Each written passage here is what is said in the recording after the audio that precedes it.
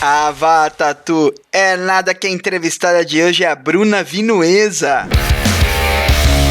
A Bruna é ligeira, já trabalhou para várias produtoras nacionais e internacionais e para algumas TVs também. Netflix, Prime Video, MTV, Discovery Channel, Record TV, Fox Life, Endemol Shine Brasil, Floresta, Animal Planet, Mixer Filmes, Estúdio Lambert, entre outras.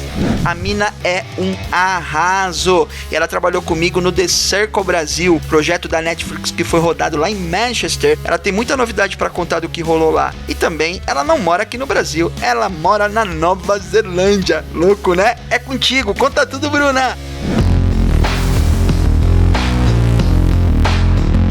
Tudo bem, Bruna? Tudo bem, beleza, de boa, e você? Maravilha também, cara, é um prazerzão. De bate pronto assim, quem é Bruna Vinuesa no mercado audiovisual? Eu fiz faculdade de rádio e TV, depois entrei estagiária numa emissora de TV. O programa que eu trabalhava ainda era CPP, Corte Seco.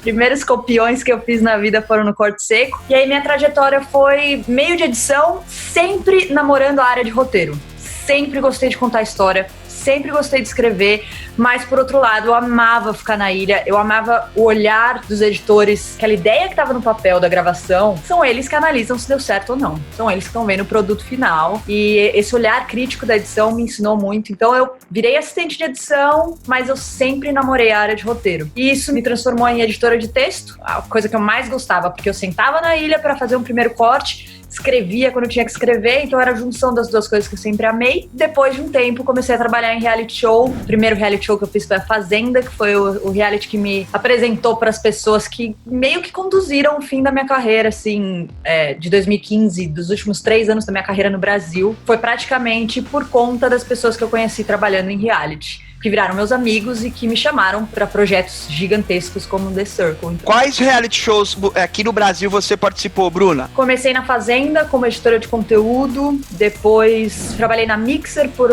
alguns anos, fiz reality de pedido de casamento para Fox Life, fiz reality para Animal Planet, fiz um documentário que também era branded content, que foi muito legal também para Discovery e para Peugeot. Foi legal porque tinha também essa parte de publicidade e tal, um olhar mais cinematográfico da coisa. Fiz Are You The One, da MTV. Fiz Power Couple também. Tudo na Floresta. Floresta e Mixer foram os lugares que eu mais fiz reality show. Fiz um pouquinho de publicidade, roteiro publicitário para internet. Finalzinho assim da minha carreira após a parte em emissora de TV foi reality show em produtora. Mas eu gosto de sentar na máquina, não quero ficar escrevendo roteirinho no papel. Posso até fazer isso se você gostar também, mas eu quero sentar na máquina e te entregar um primeiro corte. E aí acho que funcionava e foi assim que eu comecei a trabalhar de lá pra frente, né? Desde que eu virei editora de texto até todos os outros realities que eu fiz. Quando era possível, era isso que eu gostava. Tem algum reality show dos que você fez que você gostou mais? Olha, o meu preferido foi o The Circle por vários motivos. Dentre os reality shows, tirando o The Circle Brasil, existe um que você tenha criado uma afinidade maior por aquilo que você fez? Ou por uma questão de gosto mesmo, de conteúdo? Não sei se eu consigo dizer um preferido, mas eu vou citar coisas que eu gostava nos realities que eu fiz. A Fazenda que eu fiz foi a edição número 8. Eu amava essa adrenalina de entregar um episódio por dia. É doido, né? Eu acho que quem trabalha com audiovisual gosta um pouquinho de sofrer. Eu amava essa adrenalina de ter um episódio por dia e de saber, às vezes, o episódio ia ao ar às 10 da noite e a gente sabia o tempo de arte às 6 da tarde. Era doideira, mas é aquela adrenalina que a gente gosta. Foi muito especial por isso e por ter sido o primeiro reality grande, assim, primeira produção gigantesca que eu fiz. E eu gostei muito do meu período na Mixer porque eu gostava muito do cronograma que eles davam. Eu tinha 3 semanas para entregar um episódio de 23 minutos de arte. Só a minha parte de texto. Ou seja, isso era um bom tempo para você ver o material, para você explorar, para você saber. Então, os realities que eu fiz lá me fizeram sair de uma doideira que era Fazenda, com essa adrenalina de um episódio por dia, e ver um outro lado que era, opa, peraí, mas eu também dá para fazer a coisa com calma. Se você construir o texto com calma, você como finalizador vai saber muito bem disso. O tempo que você vai ter, pra dar aquele tapa final, pra ajustar, fazer todo aquele ajuste fino, vai ser muito melhor. Dá sim pra fazer coisa com um cronograma um pouquinho maior. Quais produtoras que você já atuou? A gente citou aqui, né, a Floresta, você falou da Mixer, você lembra de alguma outra mais? Pior que não.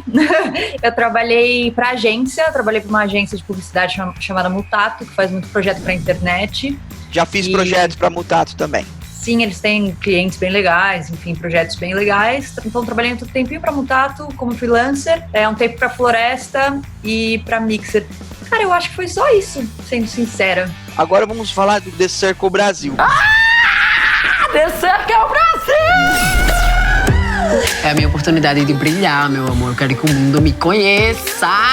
Primeiro, Bruna, eu queria saber como que foi ser convocada para esse projeto. Como aconteceu? Você não mora no Brasil, então como é que esse trâmite fluiu? Como foi o projeto para você na função que você exerceu lá? Então, foi meio louco, assim, ter sido chamada pro The Circle, porque faz 2 anos que eu moro na Nova Zelândia. Eu sempre quis morar fora, eu acho que isso é uma experiência enriquecedora e, pra ser sincera, eu tava de saco cheio da área quando eu saí do Brasil. Aquela história de que quem trabalha na área gosta de sofrer, eu acho que eu tava cansada de não ter tanta estabilidade, de 3 em 3 meses ter que procurar outro job, essas coisas que a gente sabe que são normais na área. Então, eu juntei o útil ao agradável, falei, quer saber? Vou vazar, vou passar um tempo fora, estudar outras coisas e mudei. Isso foi em 2018. Acabei virando guia turística das locações do Senhor dos Anéis na Nova Zelândia. Então eu brinco que eu ainda tô contando história, só de outra maneira, né? Não trabalho com edição de vídeo, não trabalho com a área aqui, mas não deixei de contar a história. Quando eu tava aqui,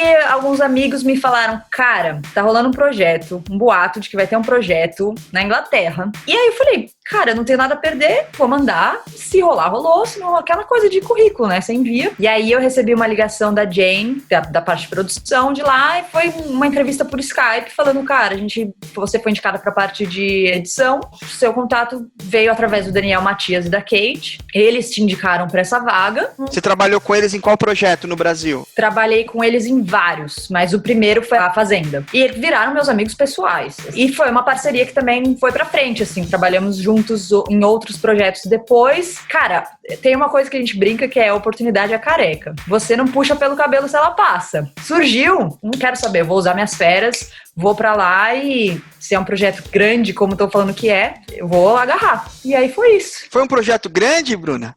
Nossa Senhora! Cara, ó, vou te falar, o fato deles terem me tirado da Nova Zelândia pra levar pra Inglaterra, independente de distância, já me surpreendeu. Porque eu acho que isso mostrou, assim, a equipe de direção, os chefes da edição, querem esse profissional, não interessa onde você tá, a gente vai te levar. Então, eu acho que eles estavam priorizando mesmo a qualidade do trabalho. E isso já é diferente, assim, não foi aquela coisa, putz, não vai rolar, vai ser muito caro e tal. Não, é isso que você precisa, então a gente vai fazer isso. É algo isso impressionante.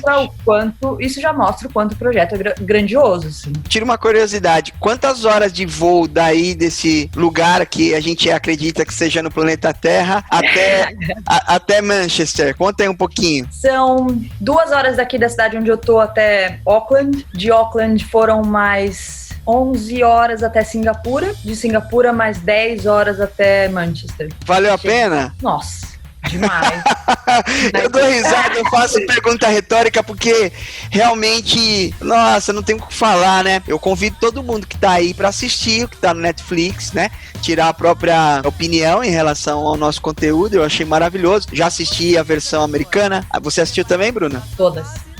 Menos a última, que é a francesa. Eu assisti a francesa. Eu vou falar pra você, todas são muito legais. É um formato, só que o brasileiro, olha, não é puxando sardinha não, viu? Mas... Concordo. Sou demais. Suspeita pra falar, mas sinceramente, até meus amigos falaram, cara, assisti outras versões e não tem como não comparar, né? Porque foi tudo rolando paralelamente. A gente chegou, a equipe americana tava saindo, eles estavam terminando o inglês, então assim, acaba tendo comparação. E sinceramente, o brasileiro foi sensacional. Soltei, agora já era. Eu tava tenso. Mas como é que era a função da Bruna no The Circle Brasil?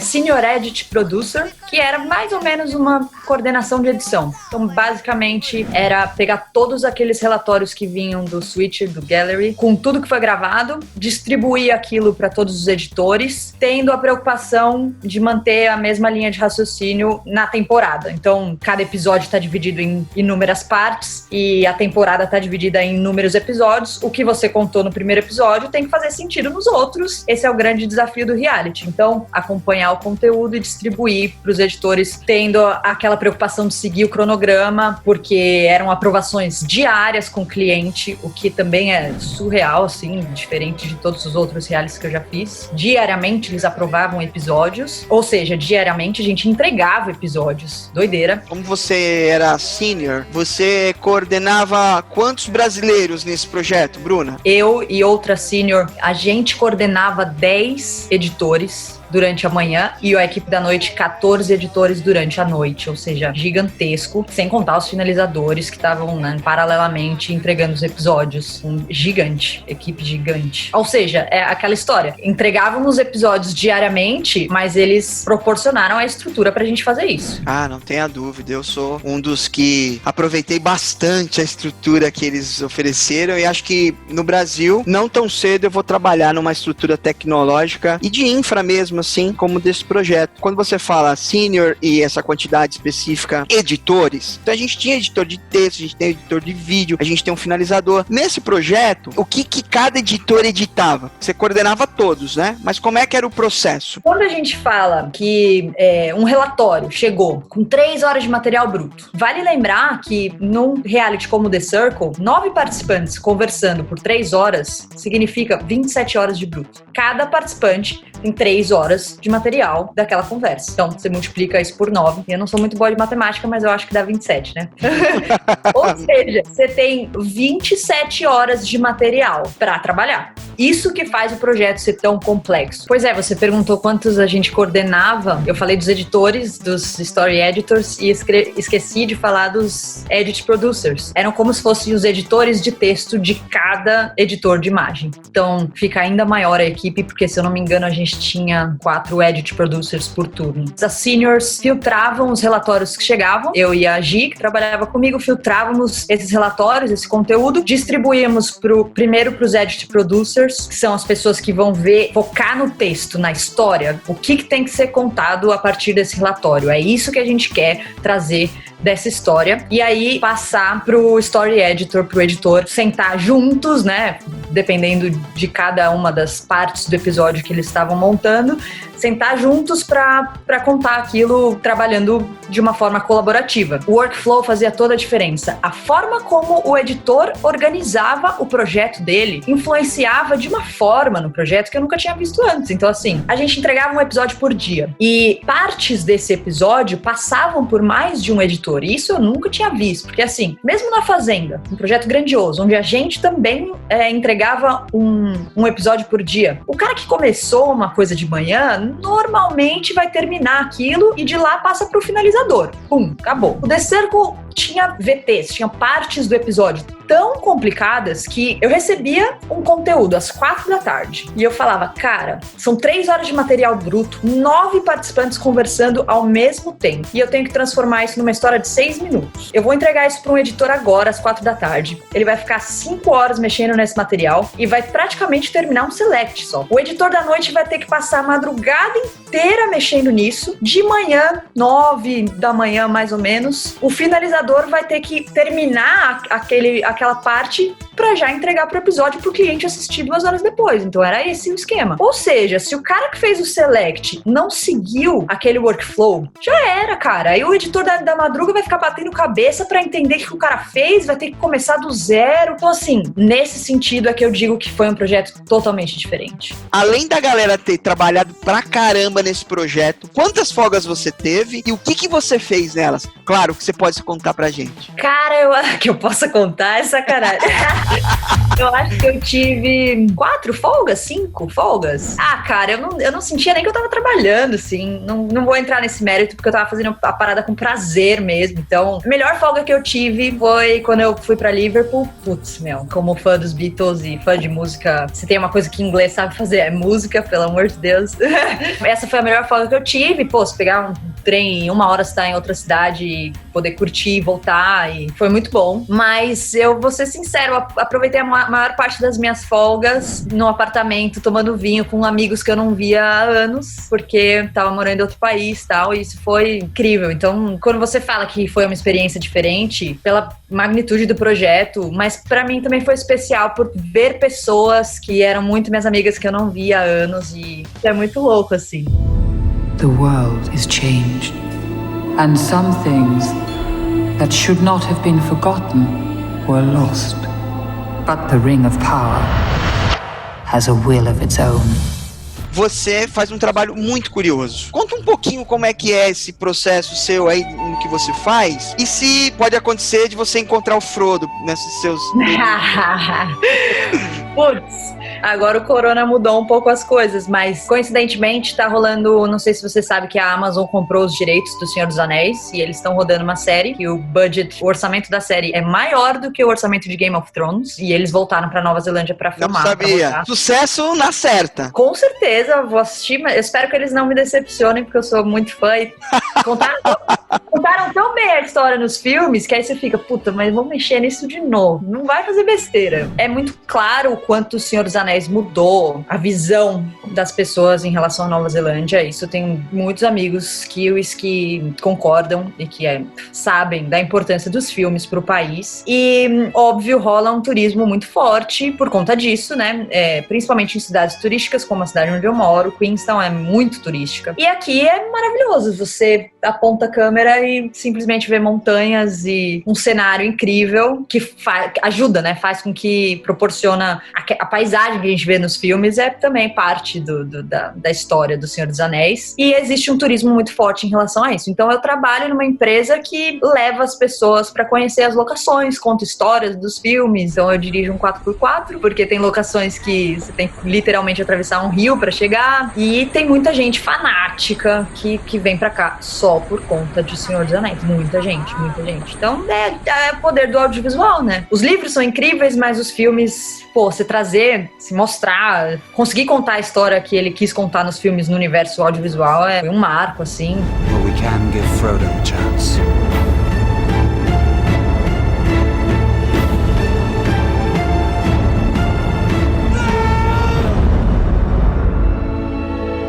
Você pode citar alguma locação que vem agora à sua mente, de algum momento da trilogia, assim, pra gente lembrar? Bem pertinho aqui de onde eu moro mesmo, nem 20 minutos de carro, você chega naquela locação onde Frodo, Gollum e o Sam estavam discutindo sobre como cozinhar o coelho, que é um campsite, que é um acampamento. Você inclusive pode passar a noite lá, se você quiser. Então é muito pertinho daqui. Tem um morro que é, claro, você sobe até o topo daquela área e você tem uma visão 360 graus de todas essas montanhas incríveis. Então basicamente você aponta a câmera e você tá na Terra-média. Deer Park Heights é o nome do lugar e é onde eles gravaram os Refugees of Rohan, que no segundo filme, quando eles estão tentando fugir do Sauron. Aquelas imagens maravilhosas. Maravilhosas. A montanha atrás deles é a montanha atrás da minha casa.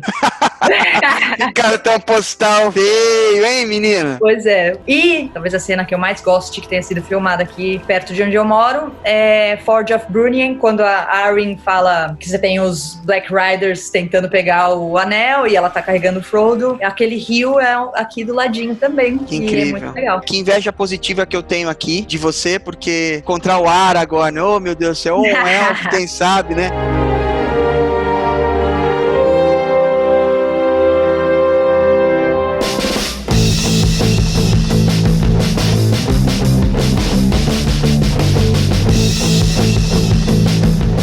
Saber se no audiovisual a Bruna Vinuesa tem referências do audiovisual mesmo, diretores, fotógrafos, montadores. Fala aí um pouquinho das suas referências para que sejam para outros também. Tá.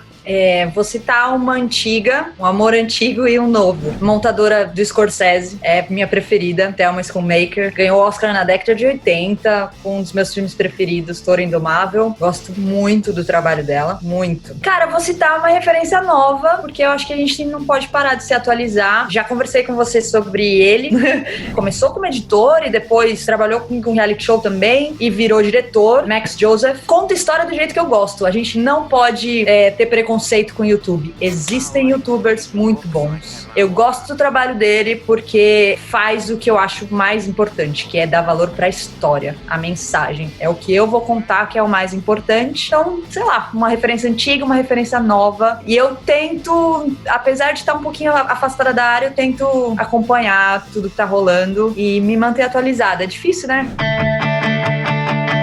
Eu queria que você deixasse uma mensagem para quem tá entrando pro audiovisual agora e uma mensagem para quem já é do audiovisual. Olha, baseado na minha experiência, o que eu posso dizer é: ninguém entra nessa área sem ter amor pela área, né? Pelo que se propôs a fazer, sem ter essa paixão, assim, por audiovisual, roteiro. Qualquer que seja a sua área, sempre vai ter algum sentimento envolvido. Você estuda isso, você, de certa forma, se sujeita a condições de trabalho muitas vezes difíceis. Ser freelancer e ter trabalho de 3 em 3 meses não é uma coisa fácil, então precisa ter amor envolvido. E de vez em quando isso vai e volta, como aconteceu comigo. Eu cheguei a pensar, cara, acho que eu não quero mais, acho que eu desisti, assim, da área, depois de ter me dedicado tanto, assim, sabe? Mas não, acho que nunca morre, assim. O The Circle foi muito importante pra resgatar isso em mim, e por incrível que pareça, o Corona também. Eu me vi trancada em casa, assim, aqui também rolou o lockdown e tudo mais. Se existe esse amor pela área,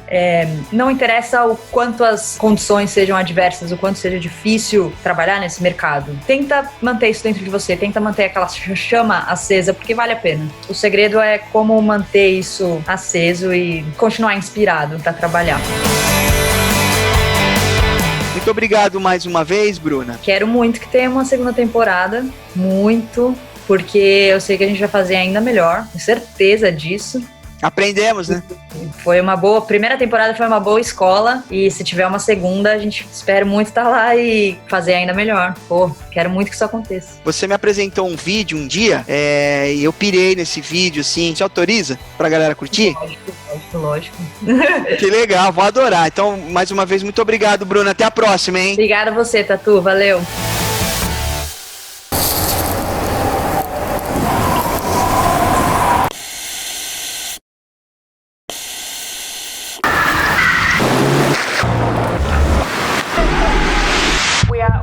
Preparing as a nation to go into self-isolation. What do I think is going to happen after all this? We probably will appreciate things a bit more, stop taking so much for granted. So, yeah, nothing's really going to go back to the same as it is across the world though.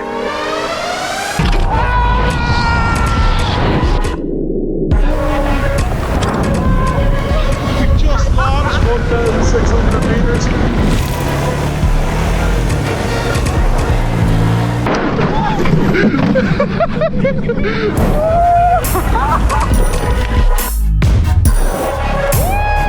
We're just coming up to Charlotte to Cornet Peak.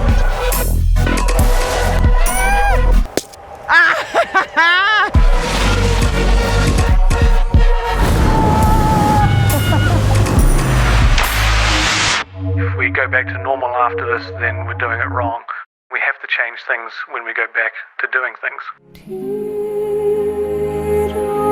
Que eu sou fã, absurdamente fã. Eu, inclusive, se eu vou cortar. Eu fui aqui quando a Orquestra Vila Lobos, ela tocou ao vivo. O episódio 1 estendido. Era a tela de cinema aqui no Espaço das Américas. Tela de cinema, a orquestra embaixo e eles tocando e o filme rolando. Eu levei meu filho. Foi uma das melhores experiências. Eu fiquei arrepiada. Puta que eu pariu, cara. Era uma coisa surreal. Enfim, era só um parênteses, eu vou cortar isso.